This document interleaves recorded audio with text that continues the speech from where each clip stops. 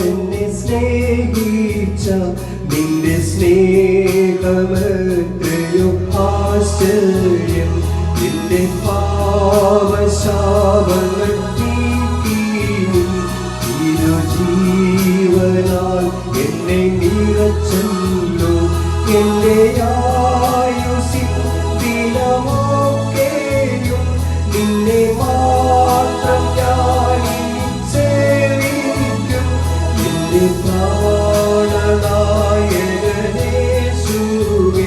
നിന്റെ സ്നേഹം നീ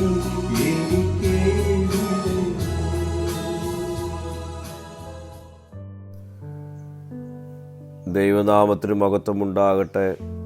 ഇന്നത്തെ പ്രഭാത ധ്യാനത്തിനായി 22-ാം സങ്കീർത്തനം 23-ാം വാക്യം.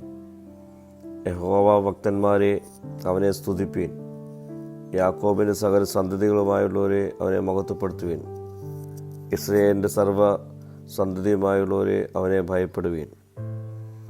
യഹോവയെക്കുറിച്ചുള്ള ഭക്തി ജ്ഞാനത്തിൻ്റെ ആരംഭമാവുന്നു. ആ ഭയം ഒരു പേടിയല്ല, ബഹുമാനപുരസ്സരമുള്ള ആരാധനയാണ്. ഇവിടെ ദാവീദ് സകലരെയും ദൈവത്തെ സ്തുതിപ്പാനും അവനെ മഹത്വപ്പെടുത്തുവാനും അവനെ ഭയപ്പെടുവാനും ആഹ്വാനം ചെയ്യുകയാണ്.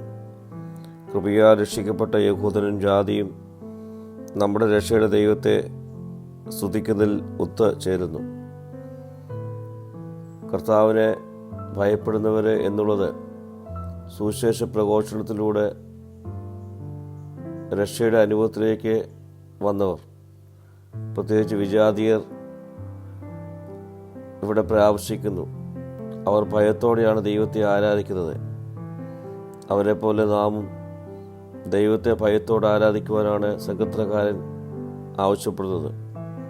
പ്രിയ സ്നേഹിതരെ, നമുക്ക് ദൈവത്തെ ഭയത്തോടും വിറയലോടും കൂടി ആരാധിക്കാം, അവനെ മഹത്വപ്പെടുത്താം.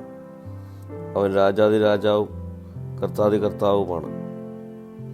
പ്രാർത്ഥിക്കാം. കർത്താവെ, ഭയത്തോടെ നിന്നെ സ്നേഹിപ്പാനുള്ള കൃപ ഈ നാളുകൾ ഞങ്ങൾക്ക് നൽകണമേ. മഹത്വം നീ എടുക്കണം. യേശുവിൻ്റെ നാമത്തിൽ തന്നെ. ആമീൻ.